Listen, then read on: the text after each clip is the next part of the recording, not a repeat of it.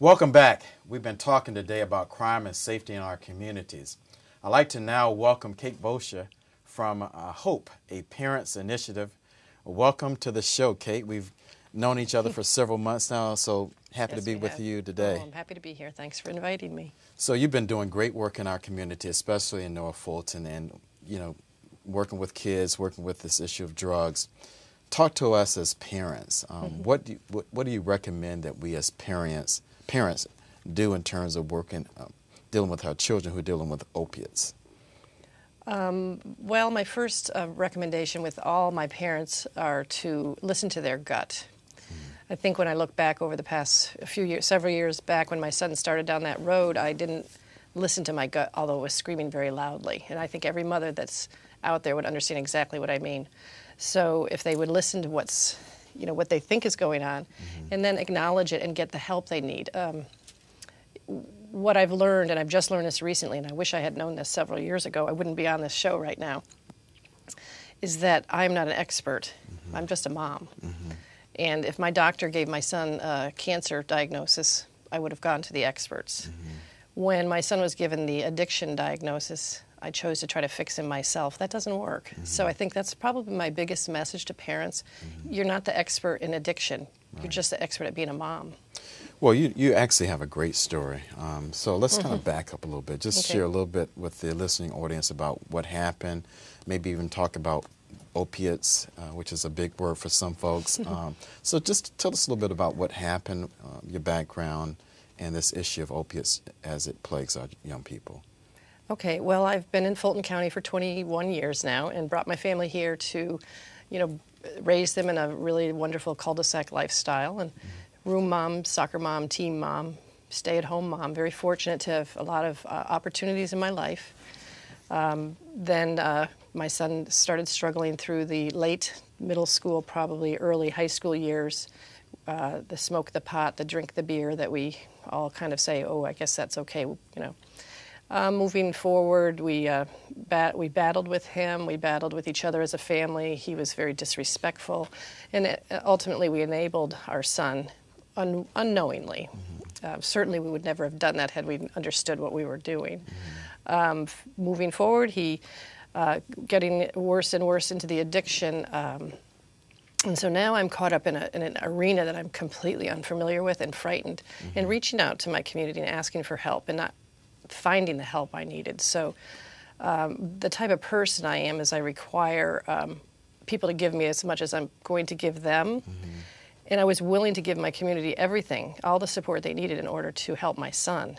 And I was not receiving that support anywhere. So I started on my own just by writing to people like you, emails and letters and emails and talking and saying the dreaded word heroin in my community. And that was, how it began, just a fight for my family. So you're a parent, I'm a parent. So what would you say to me and others who say, not my child? Oh, I love that question, because here's what I say, and I say it makes sense when I say it this way. When your child's born and you leave the hospital, you don't say to yourself, we might get in a car accident on the way home, so I better buckle them up. You just assume that I'm going to buckle them up in case. You do this preventive measure right away. From the second your child's born, you try to prevent them from getting in car wrecks, you try to prevent them from diseases, you give them exercise, the right foods, all the things necessary. What I say to parents is not that I woke up one morning and said, I think I'll have my son be a heroin addict today and be in prison. I think that sounds like a plan. I've never said that in my life, and there's not a mother out there that has ever said that. So what I should have assumed is that the possibility existed, that my son could become an addict, and how do I protect him from that? How do I protect my family from that? That's by education, awareness, conversations, and by my community all standing together and saying we won't allow that to happen. It's unacceptable. And so to parents that are in the denial mode, not my child, is your child going to get in a car accident today? You don't know that. And addiction is just that. It's a car accident. So you, like Kit, committee of one, out there shaking the branches and raising the awareness. What would you say to folks like me who are politicians or elected officials and other leaders? What would you do to educate us in terms of this issue of overdosing, usage of drugs, and even suicide? What would you say and what would you do? I would say that all of you have to take ownership of these issues. Vocally, public service announcements, allowing families with children in trouble to say, we hear you, we see you, just like Kit does with the children.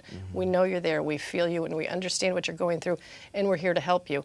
Because I talk about suicide, addiction, incarceration, overdosing, and now we're talking about murder, because we had 2 boys murdered in Roswell. So this drug is so powerful that if our elected leaders and elected officials and our community leaders don't acknowledge it, it's not going to stop.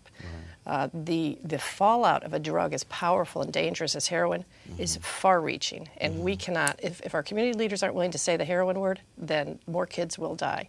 And I'll tell you right now, I've said this since 2011 when I talked to Mayor Belle. I said more kids will die. Last October I said it, more kids will die. I said it in November, more kids will die. And you know what? We had more kids die this week. So. Well, you know, the other thing as you were talking, I was, again, going back to the interview with Kit, he mentioned about killings. That gets attention, they're bad, but there's sort of this silent killing or that's occurring or dying in terms of the drug usage. Again, just restate, what can we do to raise their awareness or get a sense of urgency and action? The urgency is now. It is here today, this minute, all over our country. What we can do is we are working feverishly on resources, and we all have resources. There are programs all out there, but we don't know how to get to them. So connecting the dots, that's kind of my role. How to put into our communities that Fulton County could have available in my community, I have these resources, whether I need help, whether I want my kids to be a Boy Scout or Girl Scout, whether we want to join hiking, biking, swimming clubs, what are the churches, a resource center of hope and help for our communities. It's very easy to access either online or personally if you wanted to walk in. Education of our business leaders, you know, get them engaged. So it's bringing our communities together, connecting our communities to our resources.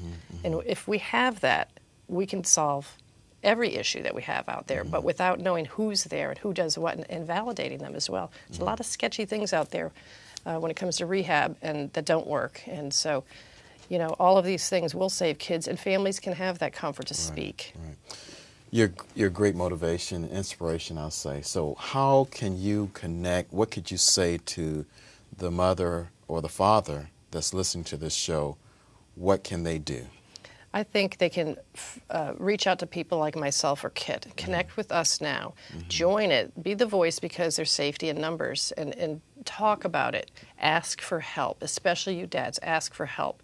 You can't do it alone, and nobody, you know, and that's the way all of history has been. People don't do it alone. It takes a lot of people to help a lot of people, so ask for the help and ask the experts. Well, Kate, you've been great.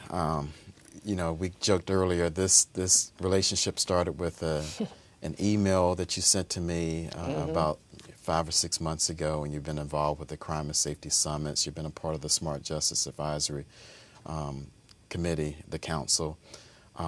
Great advocate. I've learned a lot. Anything else you want to share with the listening audience about the good work that you're doing? No, I'm excited to have this opportunity, and who would have thought I would say that, but I am, because I feel like we will make a difference. And I think that Georgia, and I'm going to plug a little, Governor Deal has an opportunity to leave a legacy, because Georgia needs help right now, and our families need help. So I say let's do it. Let's have that peace movement. Let's make Georgia be the example of leadership. And actually, I agree with you. There's a lot of reform that's happening on the state level, and hopefully Fulton County can be a leader in terms of counties, in terms of addressing this issue. I would love to see that. I'll be part of it. Well, Kate, thank you so much for being here today. Thank you for having me. When we come back, we'll tell you how you can get involved in the conversation and how you can get in touch with the Chairman's Corner. We'll be right back.